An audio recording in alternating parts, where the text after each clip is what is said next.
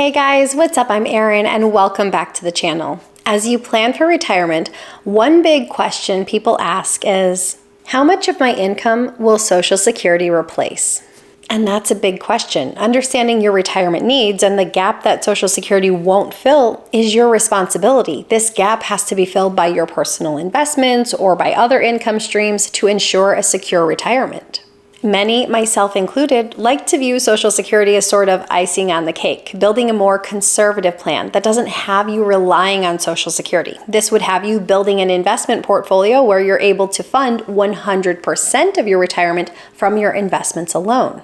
Like I said, this is a plan that I'm following. I love this plan because I'm pretty conservative when it comes to my finances. And if this is a plan that resonates with you, great. If this is a plan that doesn't resonate with you, that's just fine too. No matter how you choose to plan, I feel like we all get to the point where we start to ask this question of how much of my income is going to come from Social Security in retirement. And the fact of the matter is, for many retirees, Social Security represents a sizable portion of their income in their golden years. Let's look at some of the stats. As of 2024, 90% of people age 65 and older are receiving Social Security benefits.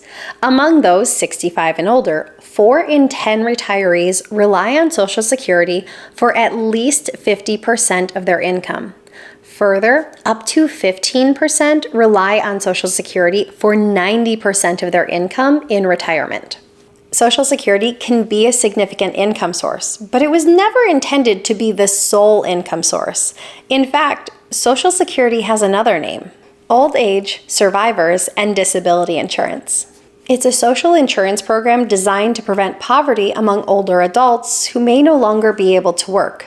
The way Social Security was designed is that you were always supposed to have alternative funding sources for your retirement.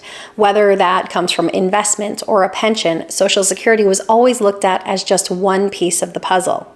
Social Security itself is progressive in nature. If you're curious as to how Social Security benefits themselves are calculated, I do have an entire video on that I will link above and down below if you're interested in checking it out.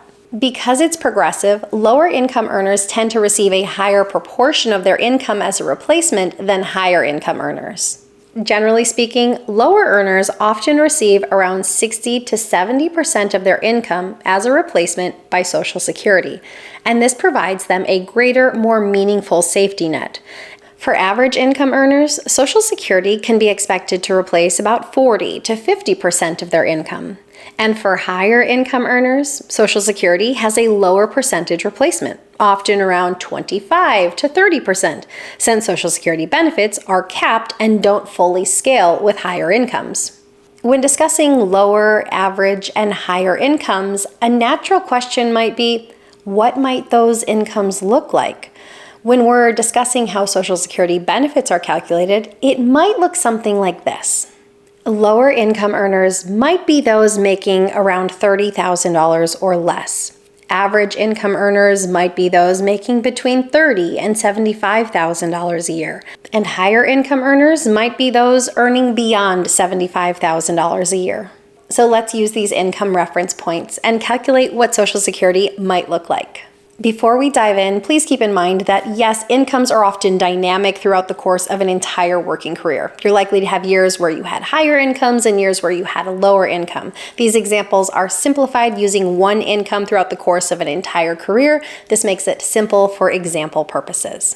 Let's say we have an individual who was a career-long $30,000 annual earner. With a 60% replacement from Social Security, we might see $18,000 annually or $1,500 a month. This estimate is going to be for someone claiming benefits around full retirement age. For those born in 1960 or later, full retirement age is 67. You're eligible to claim Social Security benefits anywhere from the age of 62 all the way up to 70. If you claim prior to full retirement age, you receive a reduced benefit, and if you claim later than full retirement age, you receive an increased benefit. For an average income earner, let's say someone making $55,000 a year, if we assume an income replacement of about 40% at full retirement age, they would receive something close to $22,000 a year, or roughly $1,800 a month. And finally, for a higher income earner, let's say an individual making $100,000 a year, they might receive 25% of their previous income from Social Security. They might receive $25,000 a year, or roughly $2,100 a month in Social Security benefits. Keep in mind that these numbers are imperfect, quite simply because they're estimates. We're trying to estimate what Social Security benefits might look like so we can estimate how much we might need in investments to have a comfortable retirement. This is an approach you might want to use when you're still decades from retirement itself. Once you get closer to retirement, you want to use a more precise approach. Now let's look at the gap. What if we use our average income earner as our example? Let's use our individual making $55,000 a year. Let's figure out how much they might need in investments to have a secure retirement. There's an often cited rule in retirement planning that you would need 80% of your pre-retirement income once you step into retirement. And the reason this number is used is that there's likely taxes coming out of your paycheck, and you're likely taking a portion of your paycheck and setting it aside for savings and investments. And if you're not, you should be. So it's unlikely that today you're living on 100% of your paycheck. So this is the rule we're going to follow for our example. An individual earning $55,000 a year might live on $44,000 a year after taxes and savings.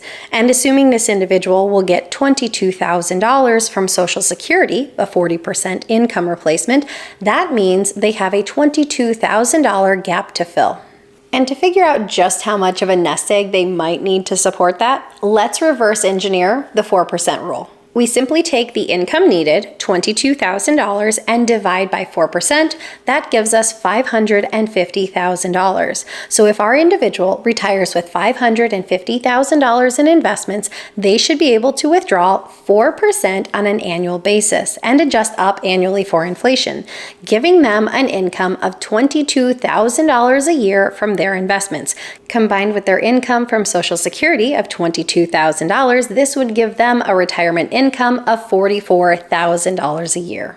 Now, the feasibility of building this portfolio depends on our individual's expenses. But if we use this income, and our individual was able to save just under $200 a month, or a savings rate of roughly 4% of their income, they would be able to build this type of portfolio within 40 years' time. Viewing it this way makes it seem more achievable. There's a lot to be said about working backwards, figuring out how much you need to save each month in order to hit your investment goals.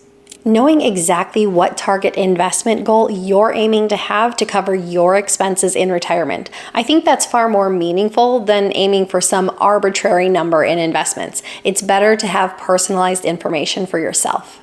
If we were to look at our previous two examples, our modest income earner at $30,000 a year and the higher income earner with $100,000 a year, once we factor in their Social Security payments and assume they follow the 4% rule, they might need respective nest eggs of $150,000 and $1.375 million.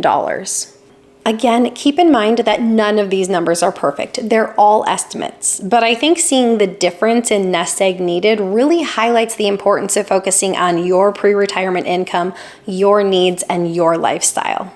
If you have a long runway to retirement, I think these percentages that you might expect from Social Security as a benefit can be beneficial. But it's important to remember that the Social Security website has a lot of really great, useful resources. The Quick Calculator provides personalized estimates based on your inputs.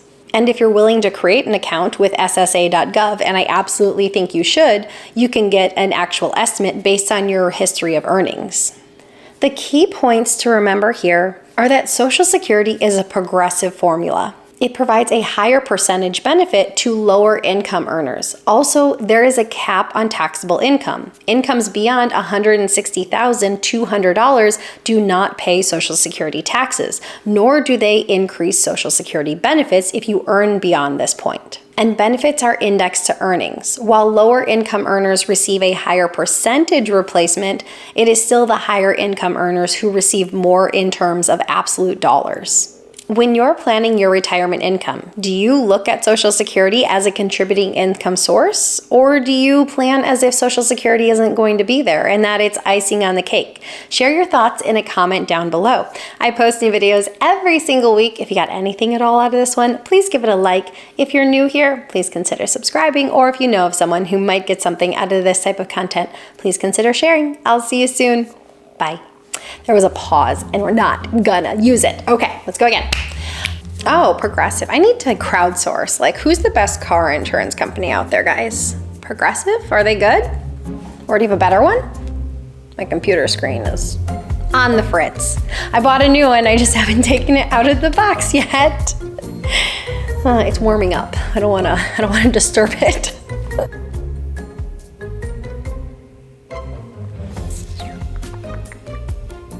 In Social Security benefits. This is just my day. It's going so well.